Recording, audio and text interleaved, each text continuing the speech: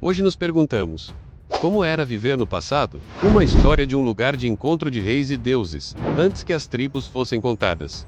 Antes que as promessas fossem seladas, havia uma terra entre os rios. Sejam bem-vindos ao projeto Pequeno 7 e Edu de Trindade. Apresenta The Seventh Seal, o sétimo selo.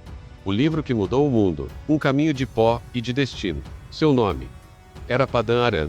E lá, Deus falou, e reis se encontraram, também chamada de Planície de Arã. Situava-se entre o Eufrates e o rio Abur, no coração da antiga Mesopotâmia, hoje sul da Turquia, perto da Síria. Era o cruzamento das caravanas, das culturas e da fé, um ponto de passagem entre o que o homem deixava e o que Deus estava prestes a construir. Abraão saiu de Ur, mas não foi direto para a terra prometida. Ele parou em Arã, ali na região de Padã. Arã foi ali que um chamado ecoou: Abraão, sai da tua terra e da tua parentela, e vai para a terra que eu te mostrarei. Foi também lá que sua linhagem se fortaleceu, pois seus irmãos e descendentes permaneceram naquela terra. Dali viriam os futuros sogros de Isaque e Jacó, e o cenário onde as tribos de Israel começariam a se formar. Jacó fugiu para Padã Arã, não apenas por medo de Esaú, mas porque lá o destino o aguardava. Em seus dias servindo Labão, viu nascer 11 filhos, que se tornariam as tribos de Israel. E ali viu a escada que tocava o céu, um elo entre os céus e a terra, entre o visível e o... Mas como era a vida em Padã Arã? Na planície entre os rios, os dias começavam ao som do galo.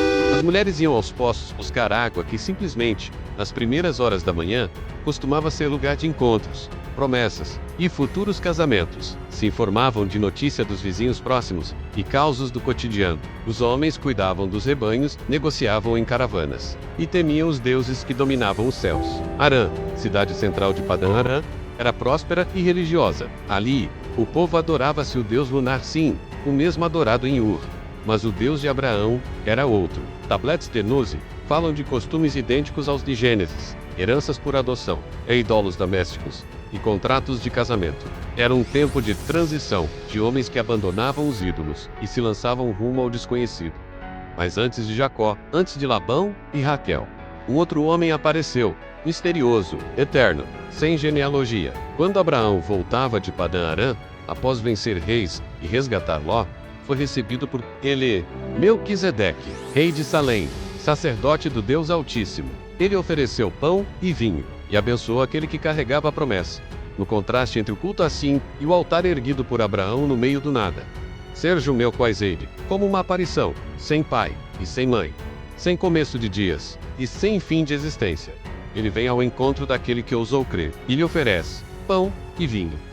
Não ouro, não espadas, mas os símbolos da aliança eterna. Inscreva-se em nosso canal, The Seventh Seal, o sétimo selo, livro que mudou o mundo. Padã Arã foi o elo entre o passado e o futuro, entre a idolatria e a aliança, entre o homem e o Deus vivo. E no meio desse caminho, aparece Melquisedeque, um rei que não veio de tribo, um sacerdote que precede a lei, um sinal de que a verdadeira promessa sempre apontava para o Messias. De Padã Arã a Jerusalém, de Abraão a Cristo, a promessa continua viva, e o selo ainda não foi rompido.